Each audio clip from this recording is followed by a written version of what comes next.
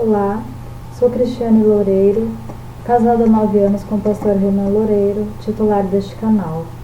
Quero agradecer a Deus e ao meu esposo pela oportunidade e que Deus possa me usar para falar de sua palavra, de sua vontade maravilhosa para as nossas vidas. Desejo que haja entendimento e coerência, que nada dito por mim seja de mim, e sim de Deus para a edificação da vida de quem assistir ou ouvir essas palavras. Vamos imaginar, você está saindo apressadamente para levar uma mensagem importante, quando de repente escuta o telefone tocar. Por um instante fica na dúvida entre atender ou não. Provavelmente não é nada importante, mas algo lhe diz para voltar e atender. Quando atende, precisa sentar-se, são notícias assustadoras. Uma pessoa querida está em grande perigo e precisa de você imediatamente. A mensagem que precisava entregar agora parece sem importância. Tudo o que importa é salvar a pessoa que você ama. Foi como esta a situação de Judas, que é o livro que vamos estudar neste momento. Judas estava se preparando para escrever uma carta aos seus amigos cristãos acerca da salvação comum, da rotina do dia a dia. Tudo indica que seria uma carta vibrante e valiosa. Adoraríamos lê-la, mas jamais saberemos o que Judas planejava dizer. No último minuto, a campanha do alarme soou. Judas descobriu que a comunidade cristã tinha sido invadida por alguns grandes enganos. Alguns hipócritas se disfarçavam de mestres sinceros que ensinavam sobre o caminho cristão. Eles não se importavam com Cristo nem com o bem-estar dos crentes. Eles se preocupavam apenas consigo. Os erros que espalhavam iam além das questões triviais. Trivial significa algo que é comum, conhecido por todos. Hoje essas questões comuns, que até mesmo quem nem vai à igreja conhece, são a pedição de dinheiro, a liberalidade, que muitos confundem com libertinagem, indecência, a indiferença dos pastores com relação ao rico dizimista, que tudo pode, certo ou errado, e o fato de eles usarem o dinheiro que supostamente seria para os órfãos e para as viúvas para proveito próprio. Eu já conheci pastores que usavam o dinheiro ofertado ou dizimado nas suas igrejas para, por exemplo, deixar a fachada das suas casas no tijolo cru, mas por dentro repleta de todo o luxo possível e imaginável. Me lembro que logo que foi lançada a televisão de plasma, um suposto pastor já possuía em sua casa uma TV de plasma gigante. O filho dele tinha videogame de última geração, enquanto a igreja dele ficava no térreo, na garagem da casa dele. Era toda mofada, cheia de vazamentos que pingavam na cabeça da gente que estava embaixo assistindo aos cultos. Os banheiros nem descarga tinham, acabamento nenhum. Outros, cujas mulheres de vaidade excessiva chegavam a gastar cerca de R$1.000 por semana para mudar a cor e a textura dos seus cabelos. Entre outros, pessoas que envergonham o nome de Deus e prefiro pensar que o fazem porque são desprovidos de sabedoria e não para escarnecer de Deus, o que seria muito mais grave. Enfim, continuando sobre Judas, ele notou que os pastores daquela época já queriam desviar o coração dos cristãos da moralidade cristã e tirar de Cristo o direito de ser o Senhor dos cristãos. Hoje, nós vemos isso também. Eu posso citar exemplos sem medo de errar e doa quem doer. Edir Macedo, Valdemiro Santiago e semelhantes. Imediatamente, Judas começou a escrever prevenindo os cristãos para que tomassem cuidados com essas pessoas perigosas. Expôs os impostores e não se desculpou por sua linguagem forte. Nós podemos notar em sua carta que ele não usou de delicadeza, de sutileza no momento que alertava suas irmãs e irmãos que estavam no meio deles. O tom da carta de Judas fica mais suave somente no instante em que começa a encorajar os crentes a permanecerem firmes. Ele estava tão cheio de bondade e preocupação por eles, quanto de raiva e senso de gravidade para com os falsos ensinadores. Os falsos mestres e as falsas ideias ainda estão entre nós. Alguns deles, como os da igreja primitiva, continuam por perto, conforme citei anteriormente. Quando os encontrar, não devemos usar de tolerância. Eles devem ser denunciados e os crentes prevenidos. Judas, irmão de Tiago e de Jesus Cristo, não o Iscariotes, escreveu o penúltimo livro do Novo Testamento na Bíblia. Foi escrito provavelmente no ano de 65 d.C. Há suposições de que a carta teria sido escrita por volta dos anos 66 ou 67 d.C., o que nesse momento, no meu ponto de vista, é irrelevante, porque não muda o contexto nem o propósito. Quanto ao local onde a carta teria sido escrita, não existe até hoje uma correta identificação, ainda que existam suposições de que Judas teria enviado sua carta da Palestina ou do Egito. Os destinatários da carta poderiam ser judeus convertidos ao cristianismo espalhados pela Ásia Menor, mas a carta não dá informações cabais sobre para que público específico Judas teria se dirigido. O seu conteúdo apenas indica que os destinatários seriam pessoas conhecedoras do Antigo Testamento e das tradições judaicas, mas realmente não há referências expressas aos gentios. Vamos então à leitura da carta de Judas, a partir do versículo 1. São 25 versículos. Vamos começar. Judas, servo de Jesus Cristo e irmão de Tiago, aos chamados santificados em Deus Pai e conservados por Jesus Cristo. Misericórdia e paz e amor vos sejam multiplicados. Amados, procurando eu escrever-vos com toda a diligência acerca da salvação comum, tive por necessidade escrever-vos e exortar-vos a batalhar pela fé que uma vez foi dada aos santos.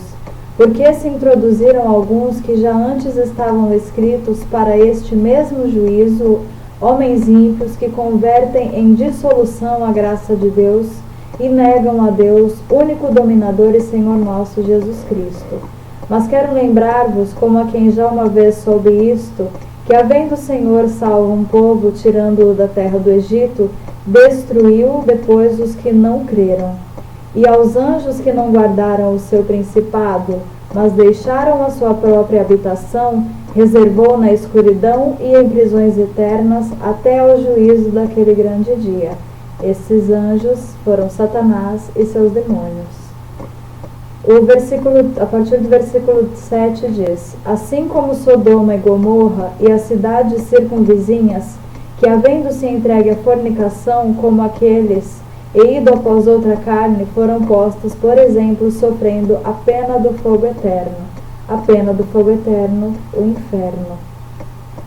Versículo 8.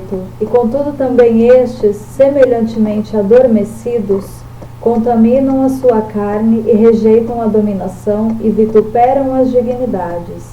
Estes, semelhantemente adormecidos, nos dias de hoje, são os incrédulos, os relaxados, os que não se preocupam, não atentam para a volta de Jesus e nem para a sua salvação. Versículo 9. Mas o arcanjo Miguel, quando contendia com o diabo e disputava a respeito do corpo de Moisés, não ousou pronunciar juízo de maldição contra ele, mas disse: O Senhor te repreenda. Somente Deus pode abençoar ou amaldiçoar. Nossas palavras humanas, sendo elas de maldição ou de bênção, precisam ser em nome do Senhor Jesus Cristo. E se for da vontade dele, assim será feito. Então não acreditemos em pragas, palavras de pessoas simples, abençoando ou amaldiçoando. Versículo 10. Estes, porém, dizem mal do que não sabem, e naquilo que naturalmente conhecem, como animais irracionais, se corrompem. O versículo 11. Aos que amaldiçoam, Judas diz: Ai deles, porque entraram pelo caminho de Caim, e foram levados pelo engano do prêmio de Balaão, e pereceram na contradição de Coré. Assim também os versículos 12 e 13 dizem: Estes são manchas em vossas festas de amor, banqueteando-se convosco e apacentando-se a si mesmos sem temor. São nuvens sem água, levadas pelos ventos de uma para outra parte. São como árvores murchas, infrutíferas, 2 vezes mortas, desgairradas. Ondas impetuosas do mar que escumam as suas mesmas abominações. Estrelas errantes para as quais está eternamente reservada a negrura das trevas. E destes profetizou também Enoque, o 7º depois de Adão, dizendo: Eis que é vindo o Senhor com milhares de seus santos, para fazer juízo contra todos e condenar dentre eles todos os ímpios, por todas as suas obras de impiedade que impiamente cometeram. Todas as palavras mentirosas, malditas, e ações como não ajudar aos órfãos e as viúvas e os carentes, e por todas as duras palavras que ímpios pecadores disseram contra ele. O 16. Estes são murmuradores, queixosos de sua sorte, andando segundo as suas concupiscências, e cuja boca diz coisas muito arrogantes, admirando as pessoas por causa do interesse. Esses são os falsos pastores, interessados nas pessoas que têm dinheiro, mentirosos, que distorcem a palavra de Deus. Para entendermos verdadeiramente o que Deus quer dizer em sua palavra, não há outra forma senão buscar sabedoria, como ensinado em Provérbios, que diz que devemos buscá-la como um tesouro. E através da oração, Deus nos abre também o entendimento, mas mesmo assim, cuidado, devemos obedecer pela razão, usando de um raciocínio inteligente e não pela emoção, ok? Versículo 17.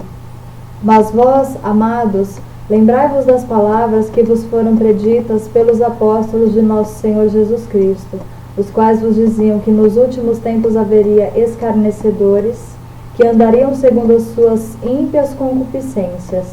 Estes são os que a si mesmos se separam, sensuais, que não têm o Espírito. Mas vós, amados, edificando-vos a vós mesmos sobre a vossa santíssima fé, orando no Espírito Santo, conservai-vos a vós mesmos no amor de Deus, esperando a misericórdia de nosso Senhor Jesus Cristo para a vida eterna.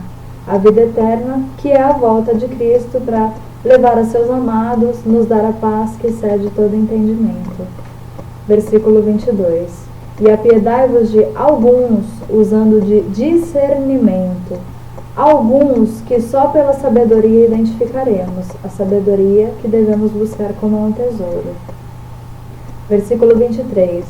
E salvai alguns com temor, arrebatando-os do fogo, odiando até a túnica manchada da carne. Os pecados são as manchas nas túnicas. 24. Ora, aquele que é poderoso para vos guardar de tropeçar e apresentar-vos irrepreensíveis com alegria perante a sua glória. Ao único Deus sábio, Salvador nosso, seja a glória, majestade, domínio e poder, agora e para todo sempre. Amém. Irmãos, a quem possa interessar, que essa palavra seja escrita na tábua dos vossos corações, e que o Espírito Santo de Deus possa lembrá-los delas diante de situações como as citadas aqui por Judas. Amém? Fiquem na paz do nosso Senhor e Salvador Jesus Cristo e até uma próxima oportunidade, querendo Deus.